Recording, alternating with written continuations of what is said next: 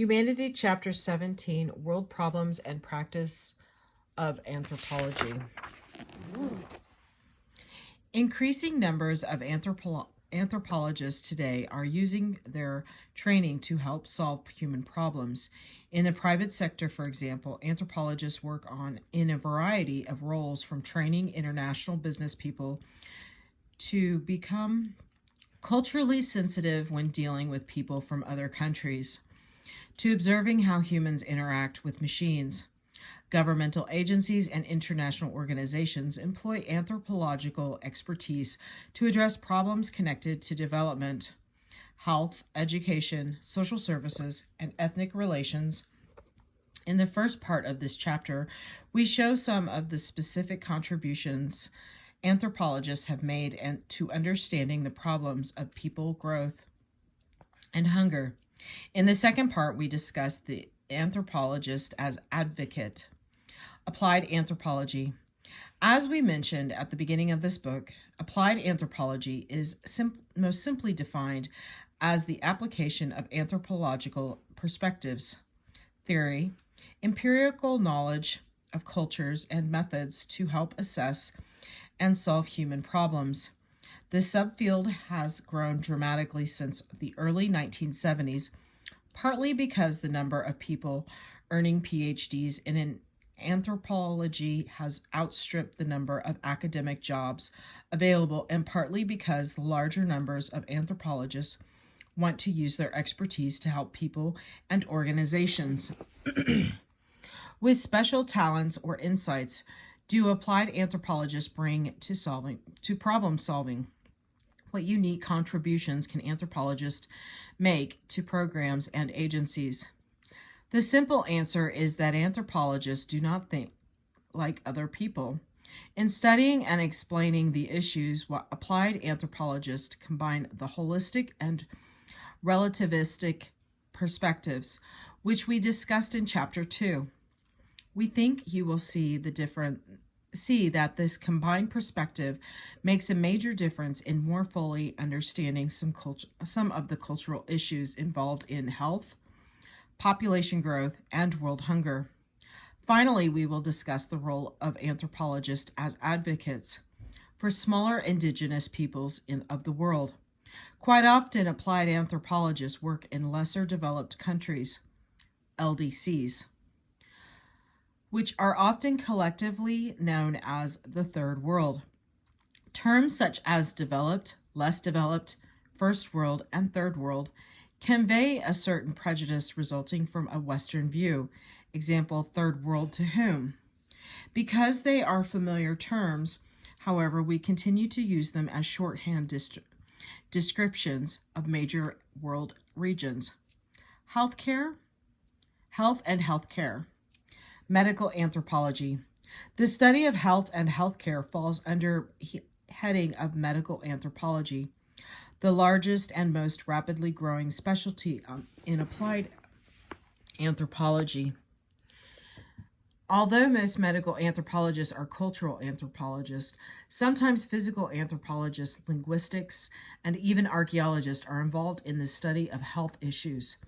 Here, Here, however, we address medical anthropology as an aspect of cultural anthropology.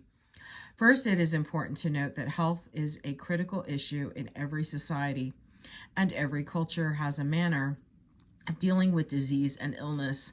Second, it is important to note that cultural behaviors and changes in these behaviors can have health-related consequences for a community. Cultural anthropologists study a wide range of health and health-related topics. Here we discuss only two broad overlapping categories. One, the study of what can be called traditional or folk medicine, and two, programs by which Western or scientific medical practices can be made compatible with traditional medical beliefs and practices. Scientific medicine and traditional healing. Traditional medical beliefs and practices differ greatly not only from scientific medicine or Western medicine, but from one another as well. Thus, there is tremendous cultural adversity in health and health care. Without understanding these differences, it is impossible to adequately address the health concerns of a particular community. These differences fall into interrelated areas: the causes of particular illness and the treatment of these illnesses. In his cross-cultural study of illness, G.P. Murdoch found that explanations of illness fell into one of two categories: natural causation and supernatural causation. Natural causation accounts for the impairment of health and physiological consequence of some experience of the victim in a manner that would appear reasonable to modern medical science. 1980. Such as infection, stress, organic deterioration, or an accident. Supernatural causation accounts for the health impairment of the consequence of something supernatural, such as fate, contagion, sorcery, soul loss, spirit aggression, and so forth. Western or scientific medicine explains all illness as the result of natural causes. Non-Western or traditional medicine most frequently uses some combination of natural and supernatural causes to explain illnesses. How a society explains the causes of illness in turn affects the curing practices used by their medical practitioners.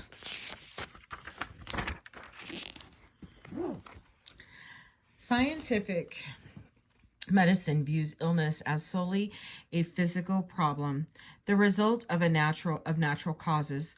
Thus, its treatment focuses on the physical elimination, alteration, or contaminant of the illness to either correct, cure, or give some degree of physical relief to the patient. To achieve these objectives, scientific medicine relies heavily on the use of surgical techniques and or various drugs. In contrast, traditional medicine usually takes what is sometimes called a holistic approach to treatment, treating the mental, physical, and spiritual aspects of illness. Thus, treatment usually involves in part religious healing rituals. Numbering over 300,000, the Navajo are not only the largest native group in the United States, but also the most studied of any tribal group in the world. The Navajo make a distinction between what might be considered commonplace and what might be considered serious illness. Commonplace illnesses are treated by bone setters and herbalists. Serious illnesses result from the disturbance of the normal order, harmony, or balance among the elements of the universe. Wyman, 1983. To cure an individual with serious illness, this order, harmony, or balance has to be restored. Because the cause is supernatural, both the diagnosis and the cure take the form of religious rituals. Health and healing are central focus of Navajo life. As virtually all Navajo religious ceremonies are healing rituals with the patient, making a distinction between symptoms, causes, the individual first sees a diagnostician, usually a hand trembler, an individual with an inherent ability to determine the cause of the illness. By passing his hand over the body of the individual, he determines the cause and which ritual the individual needs to restore harmony or balance. A highly trained specialist called a singer performs the actual ritual because the learning of a ritual or sing usually requires several years of study as an apprentice to an established singer. Each singer is a specialist in only a limited number of rituals of the several dozen possible rituals used, varying in length from 1 hour to 9 days. The rituals involve songs, memorized prescribed prayers, sand paintings, the taking of various herbs, ritual bath with yucca and or offerings of corn pollen. There are two important limitations on traditional Navajo healing. First, These rituals can only be performed within a specific geographic region. Their traditional Navajo area defined by their 4 sacred mountains. Second, they require a trained singer who knows the needed ritual. The number of singers has declined relative to the total population during the 20th century. Some of the rituals have become extinct or known only by very few individuals.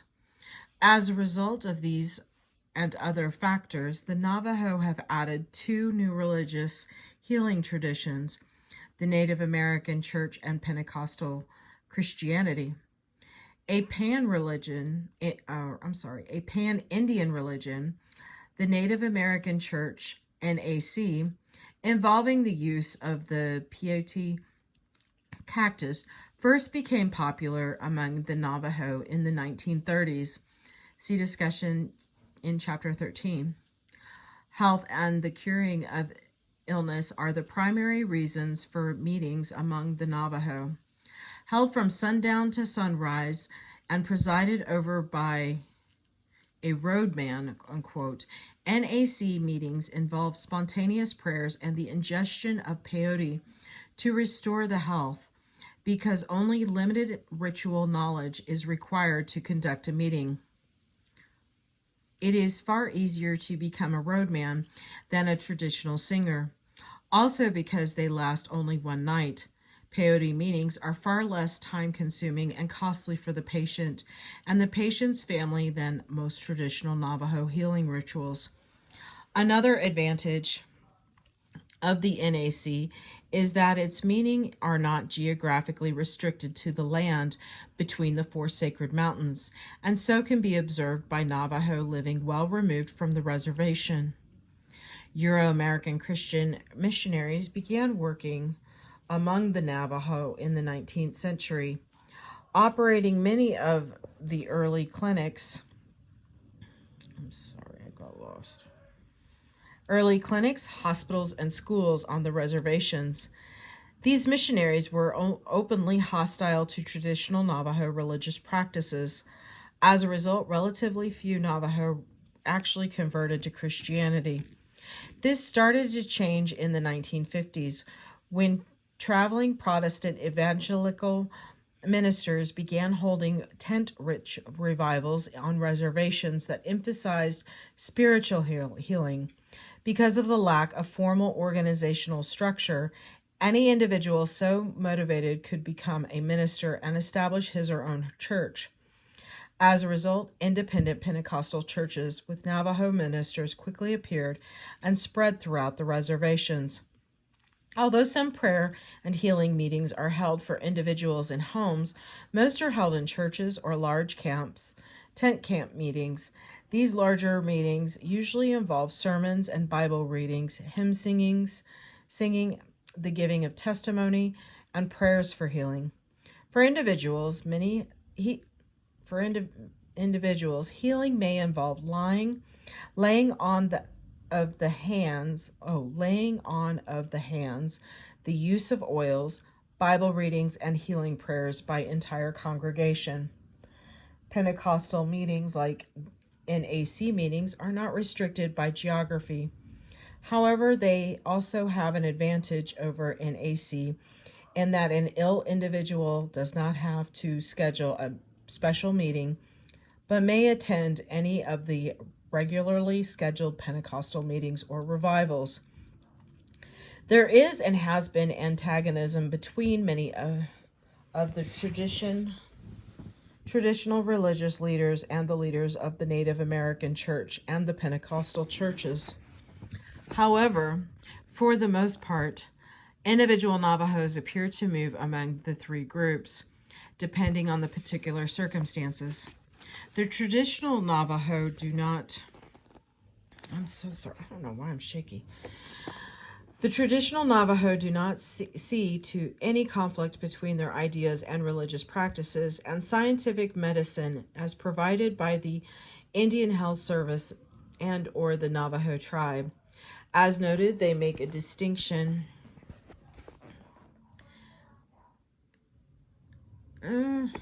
I hate it when I do that. As noted, they make a distinction between the symptoms and the cure. Thus, when the Western medical care can provide effective treatment, as in the case of surgical procedures or medicines such as antibiotics, they have no difficulty in accepting this care. Western medicine is seen as only addressing the symptoms. Perhaps not surprisingly, Western-trained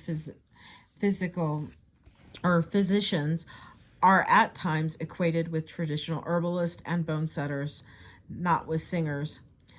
The causes of illness are supernatural, and the actual cure thus requires a religious healing ceremony to restore harmony and balance. The main problem has not been the Navajo rejection of scientific medicine, but rather the reverse.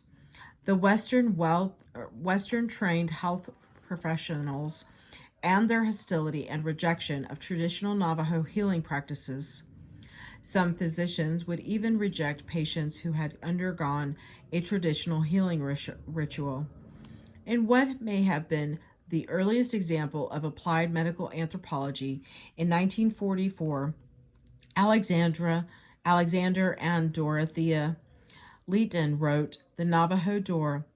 This introduction to the wealth, belief, and practices of the Navajos was written for Indian Bureau employees providing medical care. The message in part was that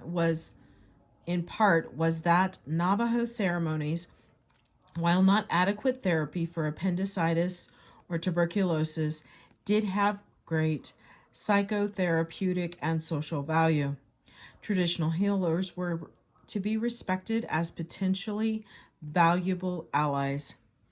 In his 1983 study of the changes in morbidity patterns among the Navajo, Stephen Kunitz found that while death rates from infectious diseases, particularly tuberculosis, had declined dramatically, death rates from alcohol-related accidents, alcohol cirrhosis, homicide, and suicide, particularly among young adults in their 20s and 30s, had considerably increased.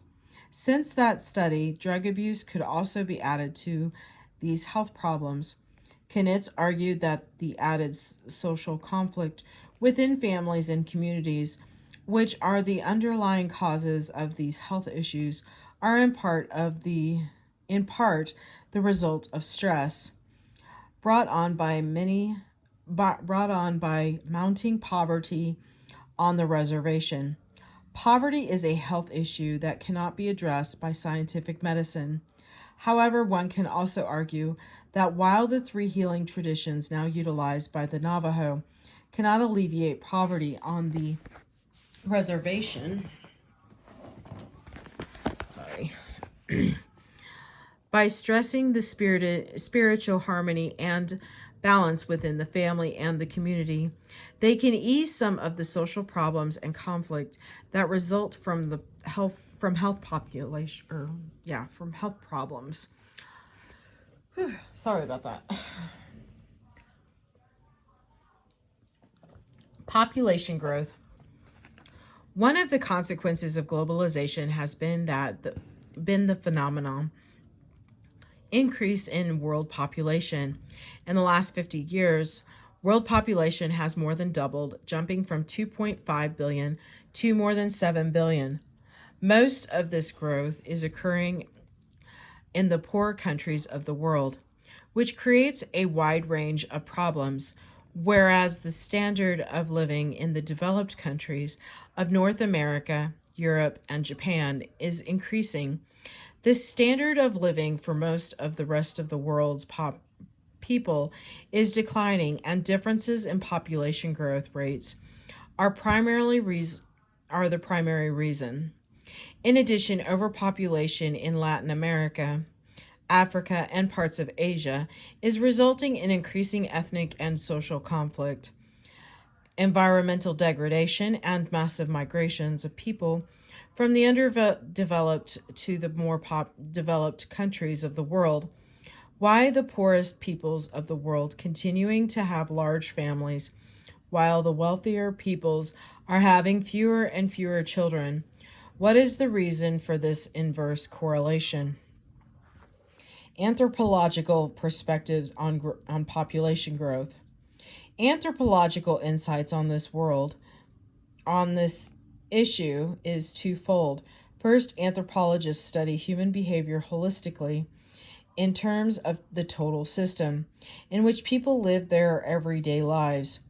For the issue of population growth, anthropologists study reproduction behavior, including the choices couples make about how many children to have.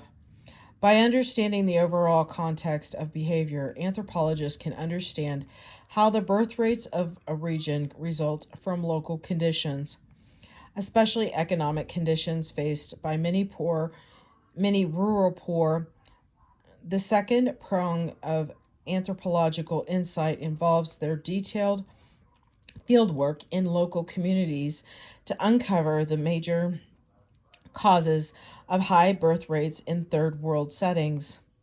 There is a paradox about the comparatively high birth rates of many underdeveloped countries. An average North American family is able to afford more children than an average Nigerian family. Canadians and Americans have more money to house, feed, clothe, educate, and otherwise provide for their children. Yet they usually have only 2 or 3 children, whereas the Nigerian family averages 6 or 7. And this is the most puzzling thing about high fertility. I'm sorry. It continues despite its adverse consequences for those very nations that experience it and whose citizens cause it. The LDCs. Why do people in these countries continue to have so many children?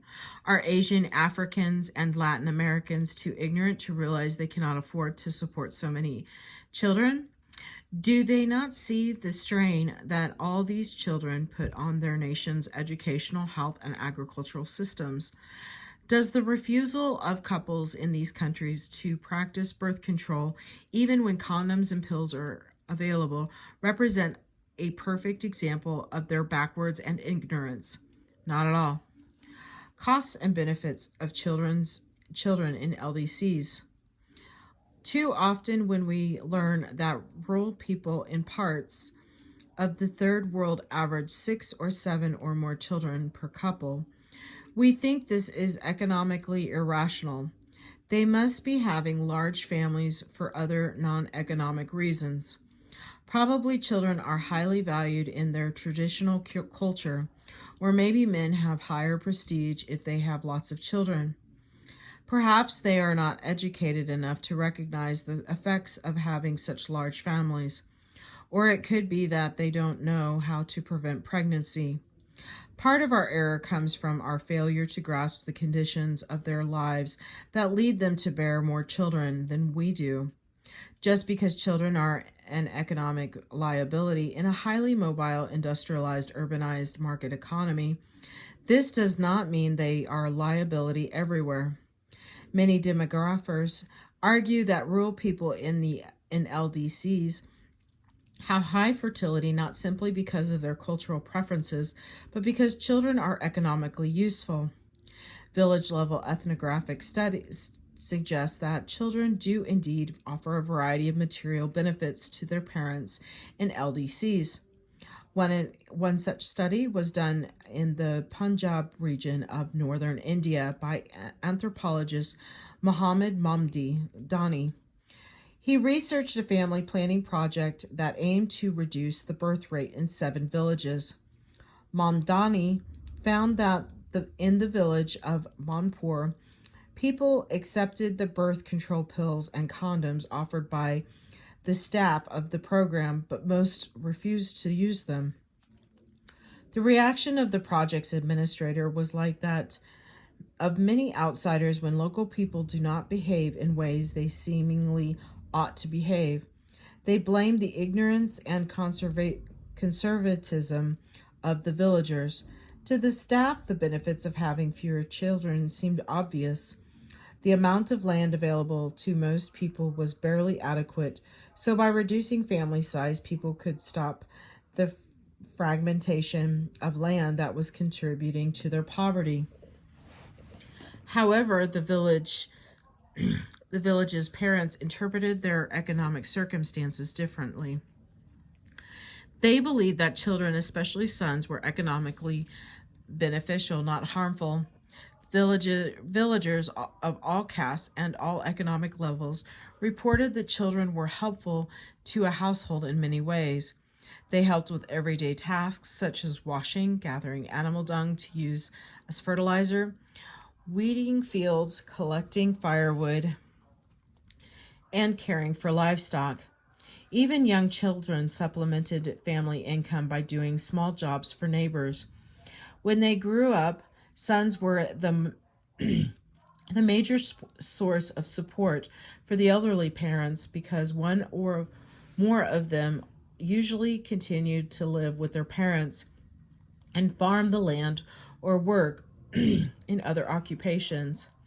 Adult sons often went to cities where part of the money they earned from their jobs was sent back to help their parents and siblings.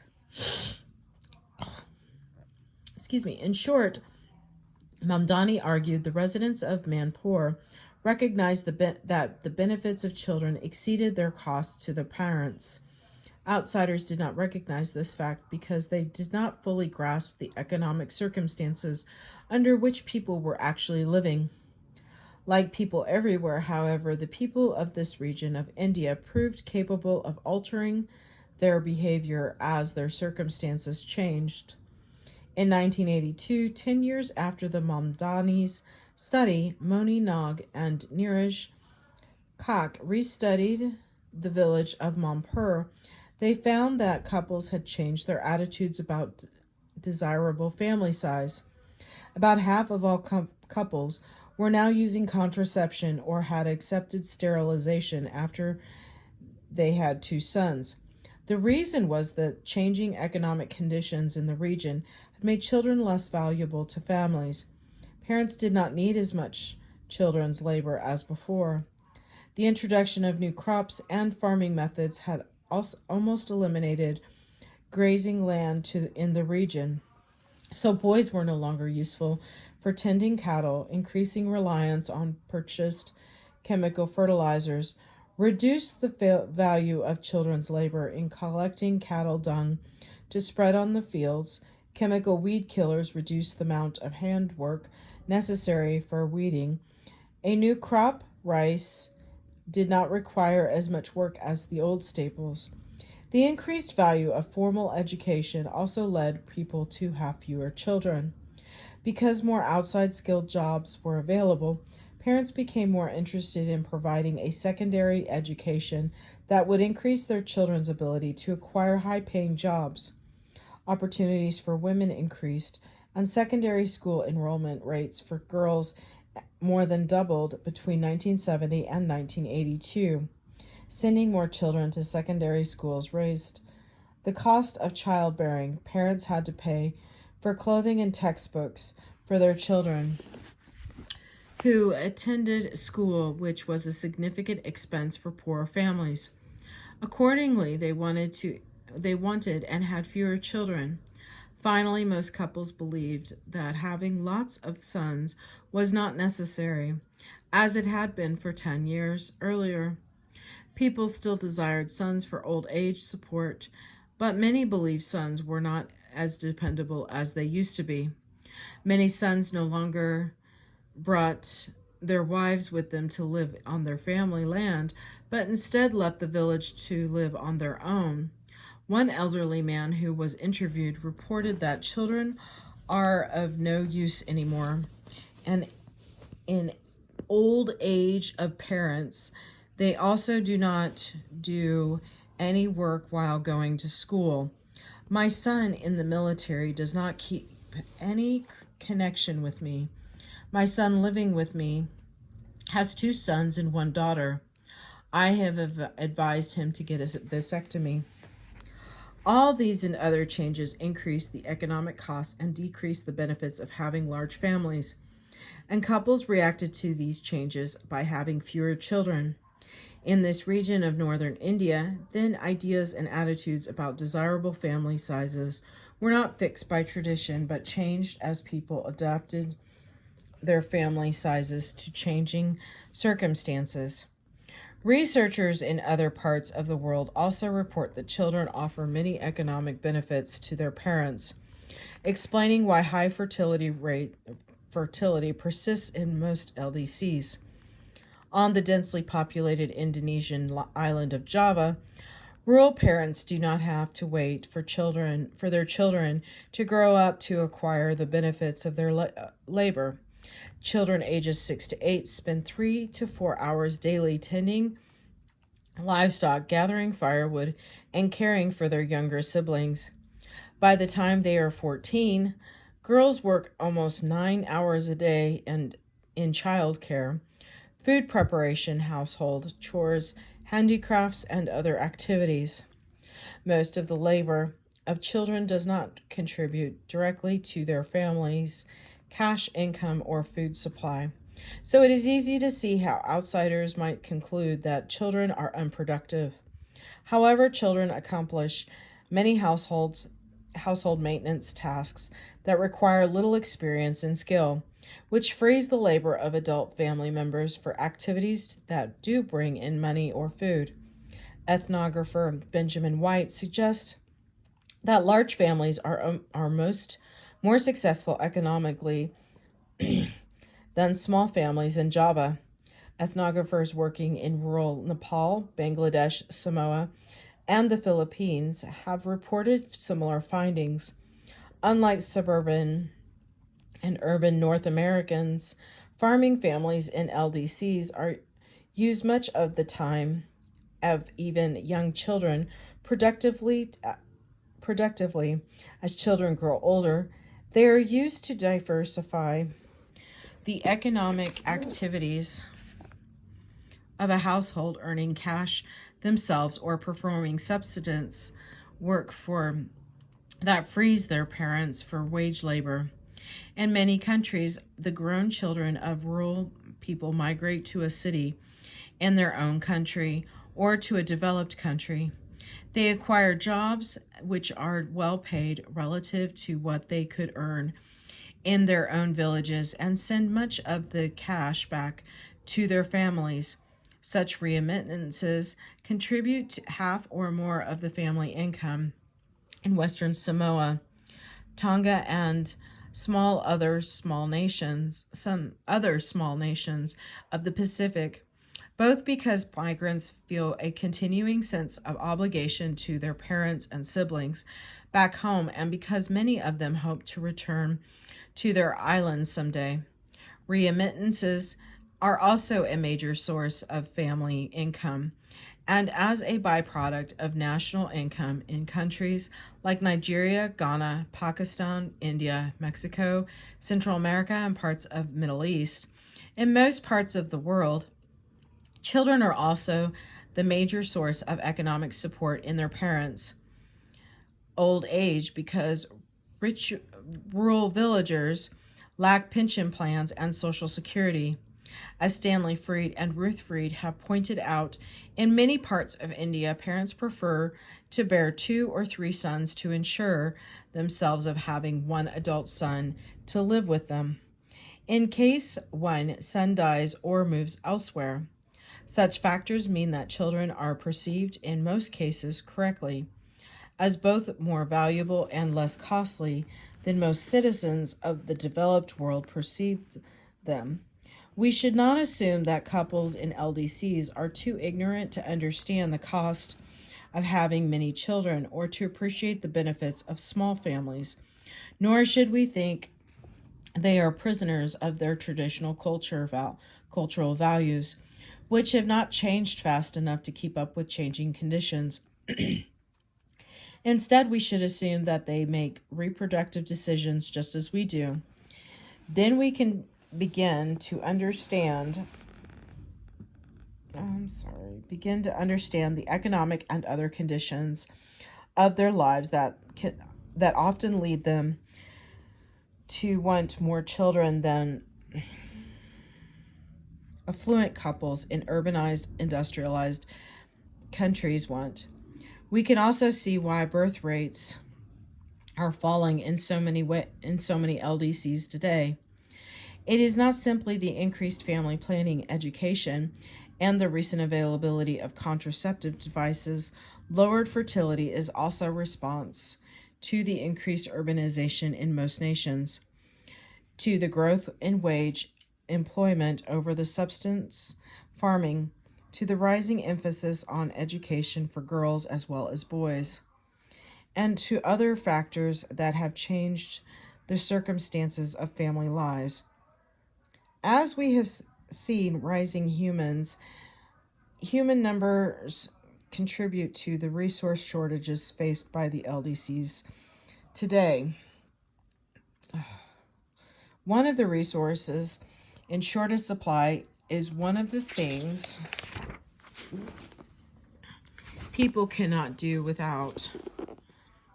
I'm trying to get this book set. I'm sorry. Do without food. Most North Americans see malnutrition and overpopulation as two sides of the same coin. In the popular view, the fact that there are too many people in the world is the major reason there is too little food to go around. And the solution to world hunger is more food, that is, increased production by the application of modern agricultural technologies. In the next section, we try to convince you that neither the problem, too many people, nor the solution, more production through better technology, is this simple.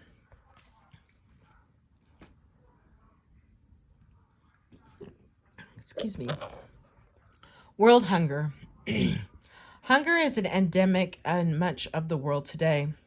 The United Nations estimated that from 2014 to 2015, almost 800 million people went to bed hungry every night, and that over 29,000 people die of hunger or hunger-related causes every day. Hunger afflicts poor people in parts of South Sudan, Mozambique, Ethiopia, Chad, Bolivia, Peru, Bangladesh, Pakistan, and India. Even in countries considered moderately developed or rapidly developing, there are religions of extreme poverty and hunger, as in Indonesia, Egypt, Brazil, and Mexico. Women and children constitute the vast majority of the malnourished. Children are especially at risk. If malnutrition does not kill them, it frequently causes lifelong mental and physical disabilities. In this section, we discuss the conditions that contribute to hunger in the third world. Our focus is on chronic malnutrition or undernutrition on a worldwide scale, not on a short-term famine in particular countries or regions.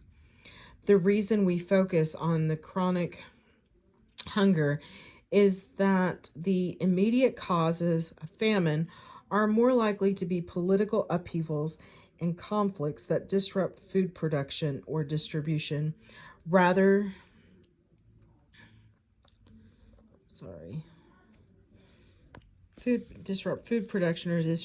than economic or demographic forces.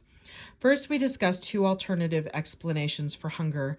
Then we describe attempts to increase the food supply by modern technological methods, showing why such attempts are so often unsuccessful. Here's the vocabulary words. I'm sorry, guys.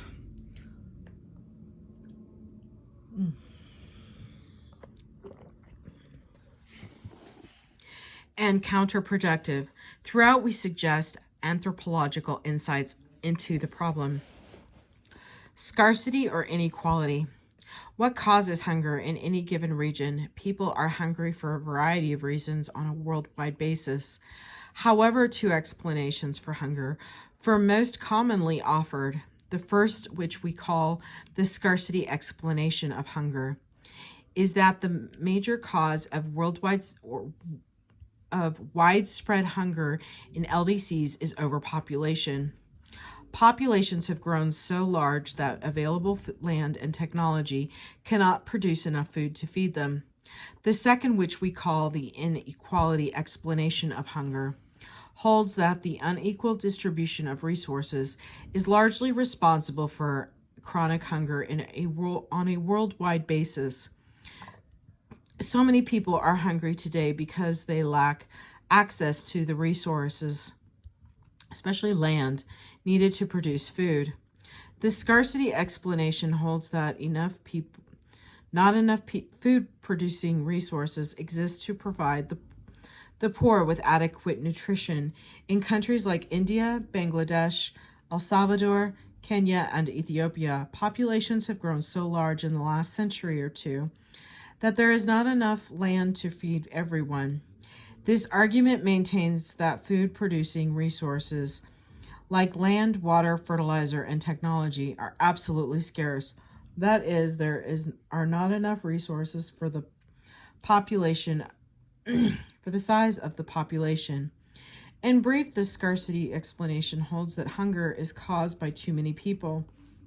Although not our focus here, the scarcity explanation accounts for starvation by saying that chronic hunger turns into outright famine when some sort of disaster strikes with so many people chronically undernourished. Anything that disrupts food production, e.g. droughts, floods, plant diseases, insect infestations, or political disturbances, will reduce food supplies enough to turn hungry people into starving people. The inadequately explanation arose in part as a reaction to the excess of the scarcity explanation, which some believe blames the victims of hunger by saying that their own reproductive behavior causes their hunger. The inequality explanation holds that resources are not absolutely scarce. In fact, there is enough productive capacity in the land of practically every nation to feed its people an adequate diet.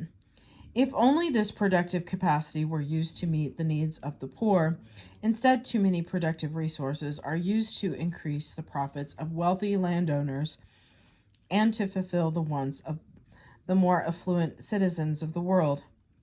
The inequality explanation says that poor people are hungry because of the way both the international economy and their own national economics allocate productive resources. The international global economy allocates resources on the basis of ability to pay, not on need. For example, if affluent North American consumers want coffee and sugar, wealthy and politically powerful landowners in Central America will devote their land to coffee and sugar plantations for export because this is how they can make the most money. If North Americans want tomatoes and other vegetables during the winter, large landowners in northwestern Mexico will produce them rather than the beans and corn that are major staples for Mexican peasants. The national economies of countries with hungry people work in a similar way. Urban elites have the money to buy luxuries, and urban middle and working class families pressure governments to keep food prices low. As a result, too much land is used to produce crops sold to city dwellers at prices made so low by government policy that the rural poor cannot feed themselves. In brief, according to the inequality explanation, hunger is caused mainly by the use of and unequal access to resources. Which explanation is correct? As is often the case, the two are not mutually exclusive, but are correct to a certain degree. Depending on time and place, the scarcity explanation is correct when all else being equal, the amount of land available per person has been and continues to be reduced by population growth. Moreover, as the population grows, land of increasing poor quality has to be cultivated, reducing its productivity, and as families grow poorer, they have less money to acquire new land or to buy fertilizer or other products that will increase the productivity of their land. These arguments are the kind we encounter regularly in the popular news media. It is hard to see how such conclusions can be wrong. But these conclusions tell only part of the story. The explanation for hunger is more complex than too many people combined with low farm productivity. Hunger is created by human institutions as much as by population increase and unproductive technologies and farming methods. For example, at a growth rate of 3% a year, a population will double in less than 25 years. Does this mean that in 25 years everybody will have only half the amount of food? Of course not. Land that formerly was underused will be brought into fuller production. More labor-intensive methods of cultivation can produce higher yields per acre. People can change their diets and eat less meat, and so on.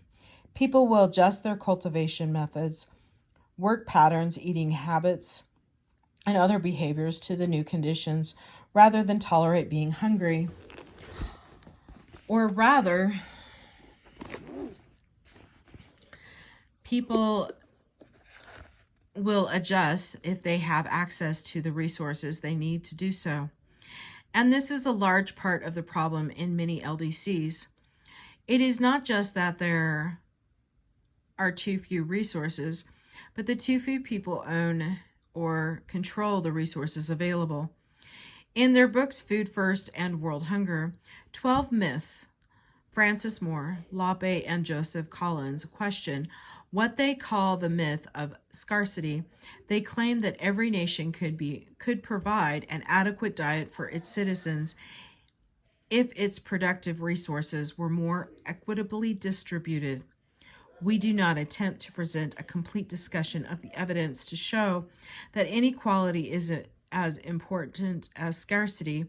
In explaining hunger around the world, there are several excellent contemporary studies by anthropologists of the relationships among populations, resource distribution, and hunger. Here, we discuss a well-known historical example of the Irish potato famine of 1845 to 1850. Because it's personally affected the ancestors of so many North Americans, and because it illustrates the changes that are occurring in agricultural production in the world today.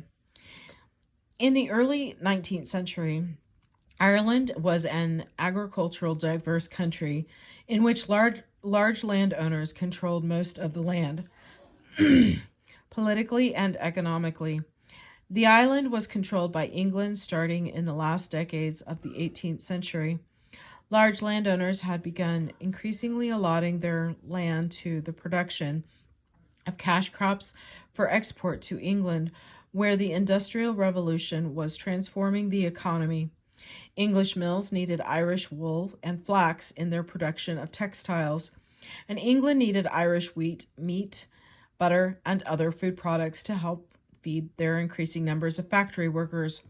Ireland's export of wool, in a particular, had resulted in a significant reduction of land available for farming, as many wealthy landowners evicted their tenant farmers to turn their land into sheep pastures. Still, other large landowners focused on raising wheat, flax, and other exportable grains. Only a small portion of the population of Ireland worked on the large estates or in the towns or cities. The vast majority of the population survived as small subsistence farmers. Their land holdings, either owned or rented, were so small, usually less than 5 acres, that they had to plant a crop that yielded the most in terms of subsistence value. Thus, they planted potatoes, which in a normal year would yield sufficient food to feed their family. With a small surplus they could sell, the sale of a few potatoes and some irregular wage work produced the only cash income most families had. Malnutrition was common in rural Ireland during the early 19th century. In 1845, the potato blight struck, destroying between a third and half of the potato crop. The severity of the blight varied from one part of the country to another. However, in most every region, small farmers quickly found themselves short of food. With little, if any, cash, little in the way of property to sell, and little chance of finding wage work, many families were quickly reduced to starvation. As the blight continued in 1846 and 1847, conditions became increasingly difficult. Several million starving people began wandering the countryside in a desperate search for food or jobs or anything to keep them alive. Many simply abandoned their farms, while others were evicted for non-payment of rent. Tens of thousands gathered in the port cities, where ironically a few found work loading ships with wool, flax, wheat, meat, butter, and other agricultural products for shipment to England. Starvation in Ireland was not the result of a lack of agricultural resources.